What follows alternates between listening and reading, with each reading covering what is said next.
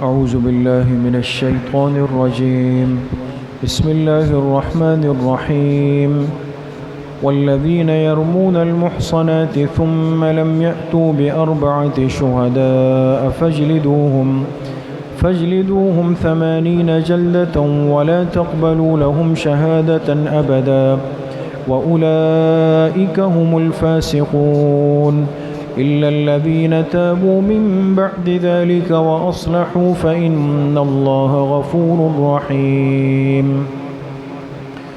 صدق اللہ العظیم. یہ سورۃ النور کی آیت نمبر 4 اور آیت نمبر 5، یہ دو آیتیں آپ حضرات کے سامنے تلاوت کی گئی ہے.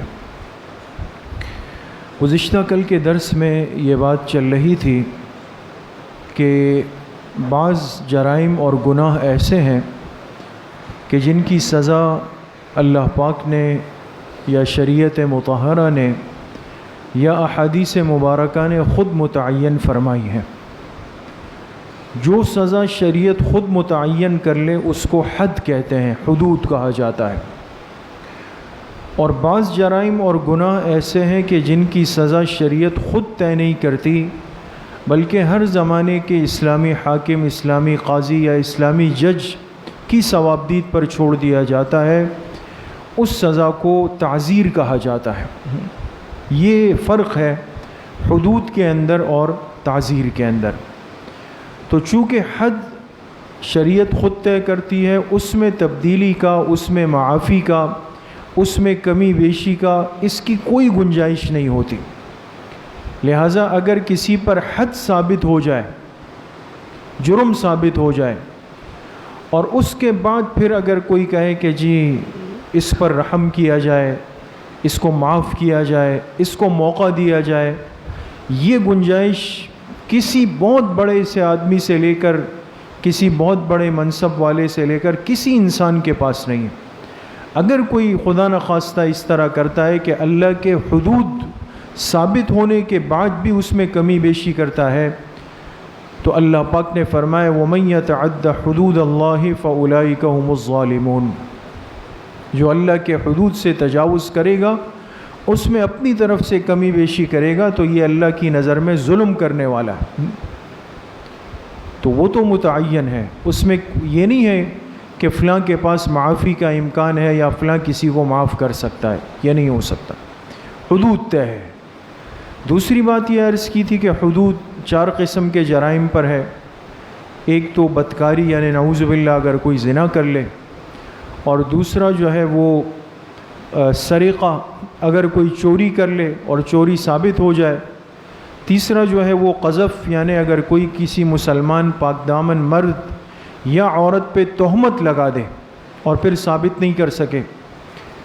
اور چوتھی چیز جو ہے حد شرب خمر، یعنی اگر کوئی شراب نوشی کر لے اور ثابت ہو جائے، اس پر حد شرب خمر جاری ہوگی. کل کی جو آیات تھی اس میں بات آپ کے سامنے آ گئی کہ اگر کسی نے زنا کا، بدکاری کا ارتکاب کر لیا تو اس کی سزا شریعت نے متعین فرما دی ہے.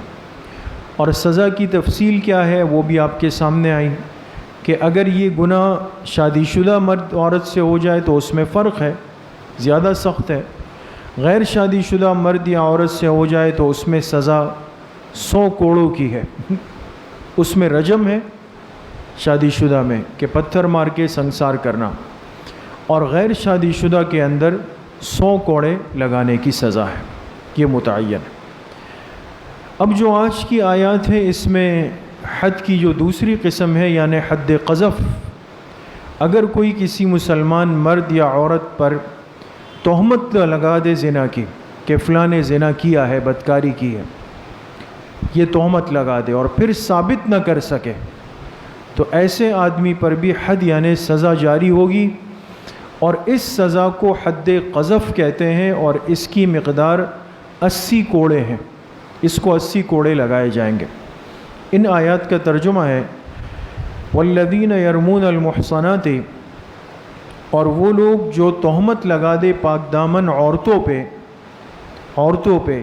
اس میں یہ بات یاد رکھیں، ترجمے میں سمجھ لیں کہ یہاں تذکرہ محسنات عورتوں کا ہے، لیکن مفسرین نے لکھا ہے کہ اس میں صرف عورتیں نہیں مرد بھی شامل ہیں، لیکن چونکہ عام طور پہ معاشرے کا مزاج یہ ہوتا ہے کہ مرد پر اتنی جلدی تہمت نہیں لگتی، عورت پہ جلدی لگ جاتی ہے، وہ کہانیاں زیادہ مشہور ہوتی ہیں، اس لیے اس کا تذکرہ فرمایا۔ تو چاہے پاک دامن مرد ہو یا عورت ہو، دونوں شامل ہیں۔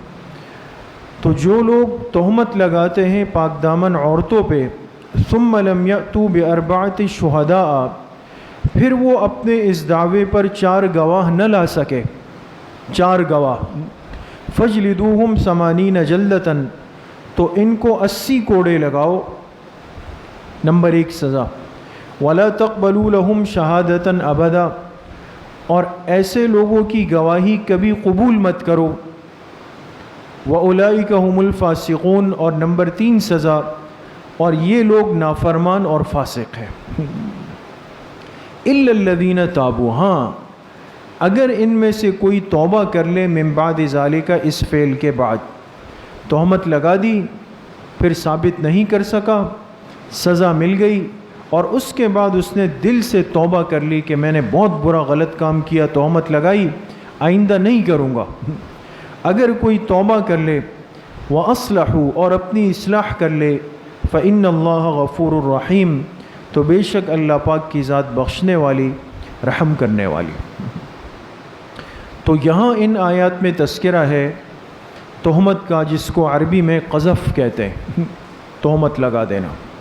چونکہ دین اسلام میں جیسے کل بات آئی کہ حسب نسب کا، ایک خاندانی نظام کا بڑا احترام بھی ہے، اور اس کی حفاظت کی بڑی ترتیب ہے کہ ہر مسلمان مرد یا عورت ہو، اس سے جو نسل آگے چلے، اس سے جو آگے نسل چلے، جتنے رشتے ہوں، ہر ایک بچے کا نسب بالکل محفوظ ہو، ثابت ہو، اور اس درجے میں ثابت ہو کہ کوئی مسلمان بچہ ایسا نہ ہو کہ کل معاشرے میں وہ پریشان ہو کر سر نہ اٹھا سکے، کوئی اس کو طعنہ نہ دے سکے، کوئی اس پہ آواز نہ کس سکے، کوئی اس کو یہ کہے کہ بھئی تم کس کی اولاد ہو، نعوذ باللہ، تمہارے والدین کون ہیں۔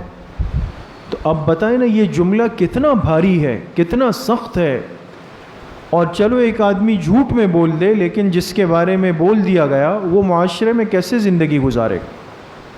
اس لیے دین اسلام نے ان باتوں کی بڑی رعایت رکھی۔ تو پہلے تو پابندی لگائی ہر اس فعل پر، ہر اس عمل پر جو نعوذ باللہ ایک مسلمان کو حد زنا تک لے آئے۔ پردے کا حکم دیا، حجاب کا حکم دیا، نظروں کے جھکانے کا حکم دیا، بد نظری سے بچنے کا حکم دیا۔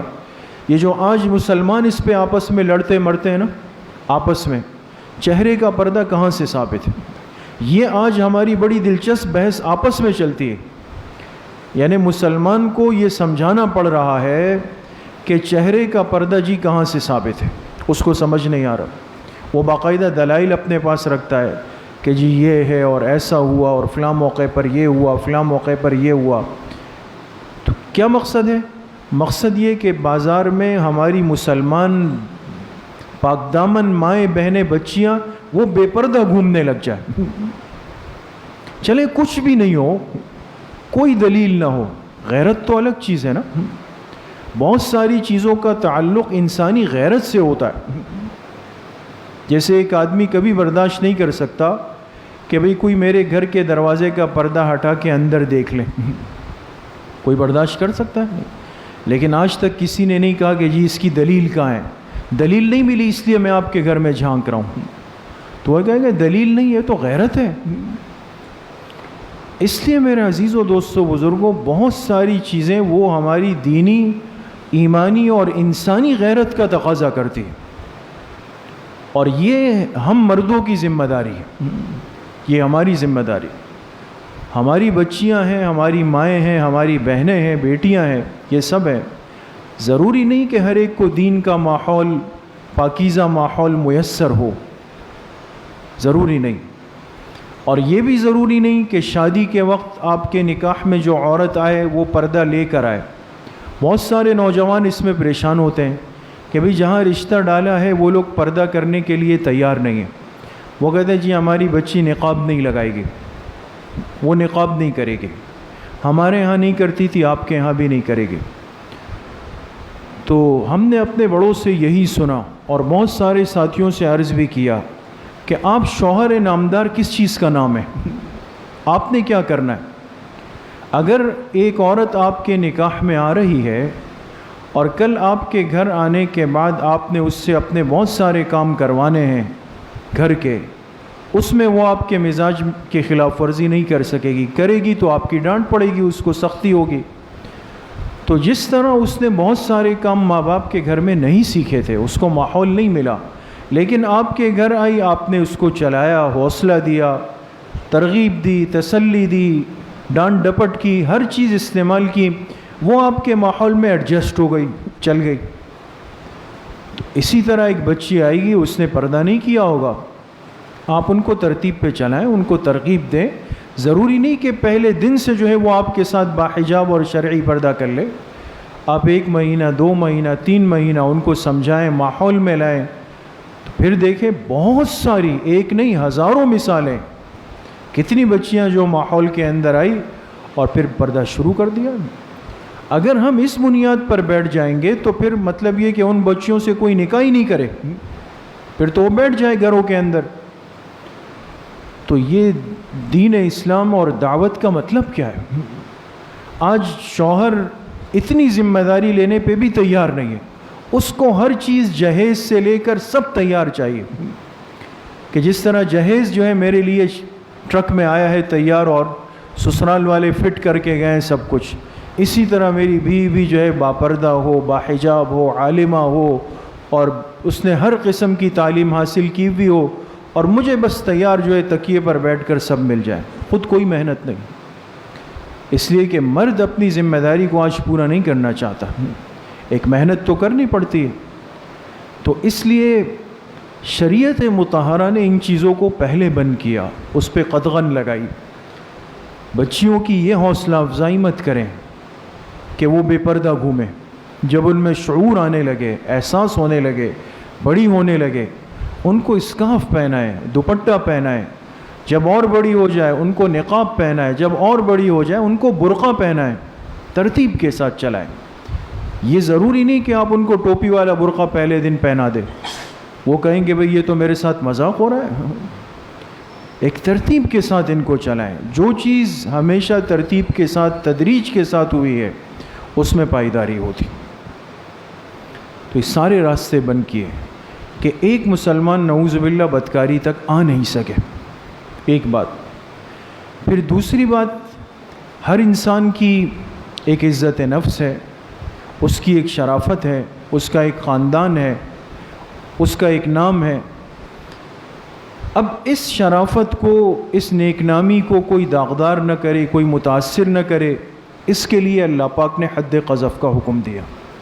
اب دیکھیں آج اگر یہ سختیاں نہ ہو، یہ اصول نہ ہو، تو جس آدمی کی کسی کے ساتھ کوئی ذاتی پرخاش ہو، دکان کی لڑائی ہے، کاروبار کی لڑائی ہے، تجارت کی لڑائی ہے، کسی بھی لین دین کی لڑائی ہے، تو وہ کیا کرتا؟ اپنی دل کی بھڑاس اس اختلاف کو کہاں اتار دیتا؟ اس پر کوئی بھی تہمت لگا کے اتار دیتا، فلاں آدمی تو بدکار ہے، فلاں عورت تو بدکارہ ہے۔ اب یہ جملہ بول دیا، اب اس کی تحقیق ہو، اس کا ثبوت ہو، اس کے لیے گواہ ہو، وہ تو بعد کی باتیں، لیکن ہمارے معاشرے میں آپ دیکھتے نہیں ہیں، ایک میسج چلا دیا جاتا ہے، ایک میسج، اور پھر اس کے 1000 دفعہ اس کی تردید ہو کہ یہ غلط ہوا، یہ غلط چلا ہے، فلاں غلط سمجھا ہے، وہ نہیں ہو سکتا۔ ہم کتنی آسانی سے ایک چیز کو آگے forward please, forward please, forward please چل رہا ہوتا ہے آگے، اس کو بلا کسی ثبوت اور تحقیق کے آگے چلا رہے ہوتے ہیں۔ یہ آیات انسان کو متنبہ کر رہی ہے کہ زبان احتیاط کے ساتھ، کسی کے بارے میں کچھ بھی بولنے سے پہلے سوچ لو 1000 مرتبہ۔ تم اگر اس پر کچھ الزام لگانے جا رہے ہو، بعد میں ثابت بھی کرنا پڑے گا، اور اگر ثابت نہیں کر سکے تو پھر تمہاری کمر پہ، پیٹھ پر 80 کوڑے لگیں گے اور دنیا کے سامنے لگیں گے۔ یہ دین اسلام کا حسن ہے دوستوں۔ یہ آج جو اتنا عام ہو گیا ہے کہ ہر آدمی جری ہے، جس کو موقع مل جائے کسی کے خلاف اس پہ تہمت لگا دی کہ فلاں سود خور ہے، فلاں جو ہے وہ تو دوسروں کا مال کھا جاتا ہے، فلاں کے معاملات درست نہیں ہیں، فلاں اس طرح ہے، فلاں اس طرح ہے۔ باقی اس کے دلائل ثبوت یہ تو پھر کوئی پوچھنے کی ضرورت نہیں ہے یہاں پر۔ اس لیے میرے عزیزوں دوستوں بزرگوں، مقصد یہ ہے کہ کبھی بھی ان باتوں کا حصہ مت بنے، کوئی بھی ہو، ہمیں کوئی عورت یا مرد کسی کردار میں بھی نظر آئے، ساری زندگی ہمارے سوچ کے اعتبار سے اس نے ڈراموں میں، فلموں میں، ناچ گانوں میں گزارا ہو، لیکن آپ کسی کے بارے میں کیسے کہہ سکتے ہیں کہ نعوذ باللہ وہ فعل بد میں مبتلا ہے؟ انسان نہیں کہہ سکتا۔ لیکن آج کتنا آسان ہے، ذرا سا کسی کو دیکھ لیا کہ اس کسی عمل میں وہ نظر آیا، کہہ دیا کہ بھئی ان کا تو سلسلہ یہی ہے، یہ تو اسی فعل کے اندر زندگی گزارتے ہیں۔ تو اسلام نے اس شرافت کی حفاظت فرمائی۔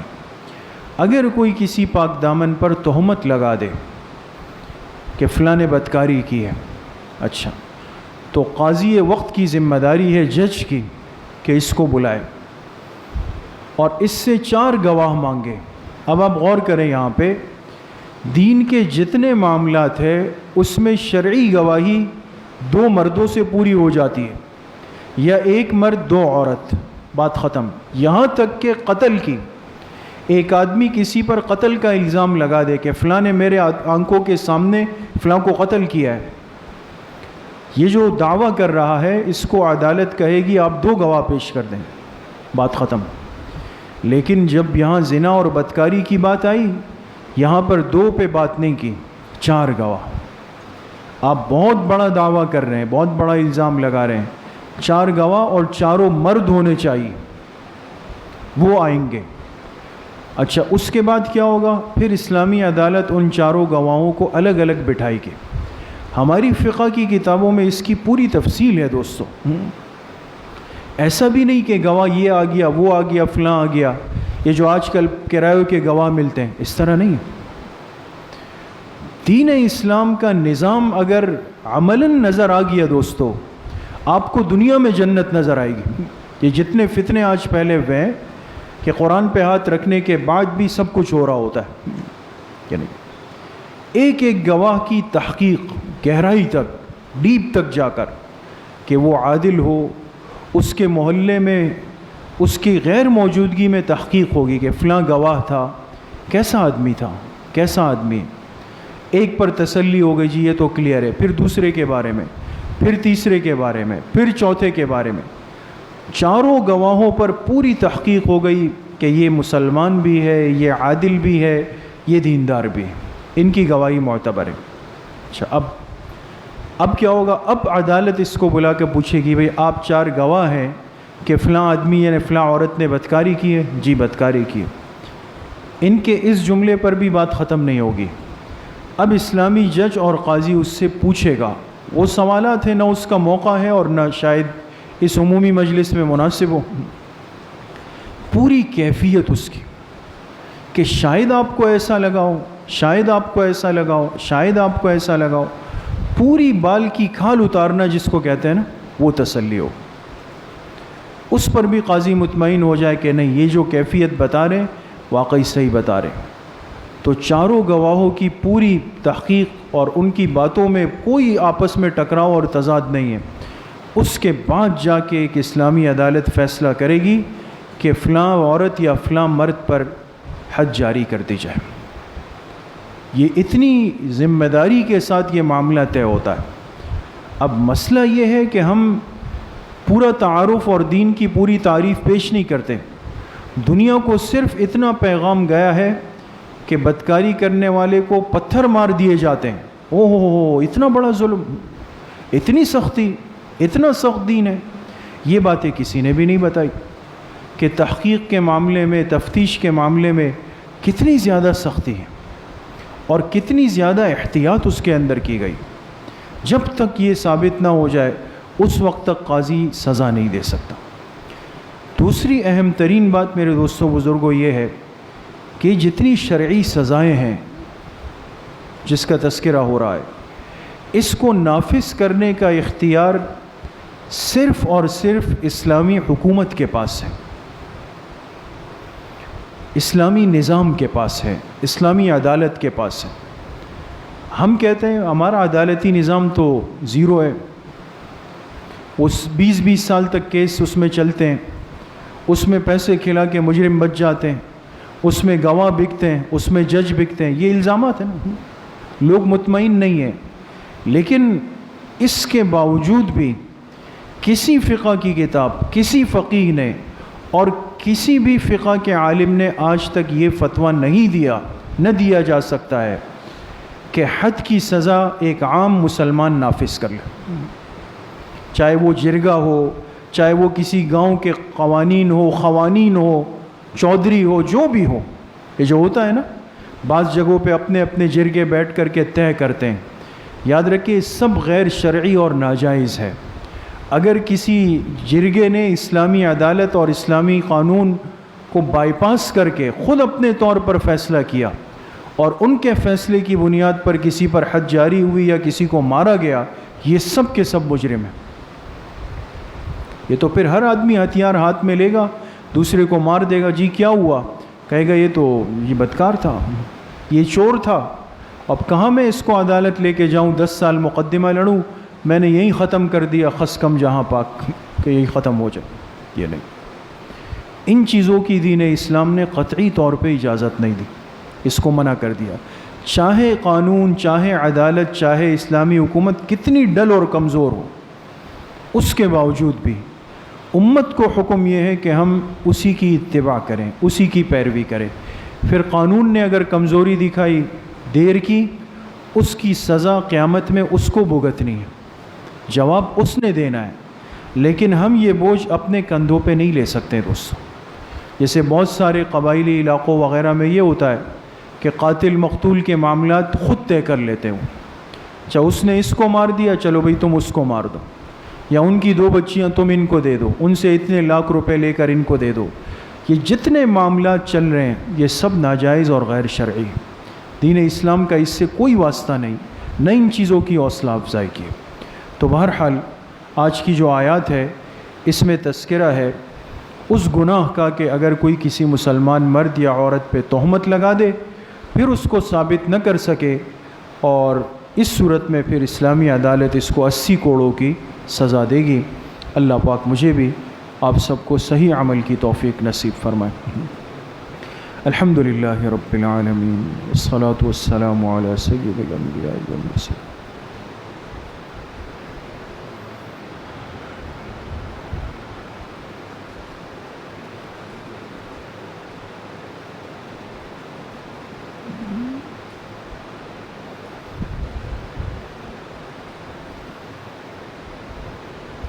وصلی اللہ وسلم علی نبینا محمد وآلہ واصحابہ اجمعین برحمتک۔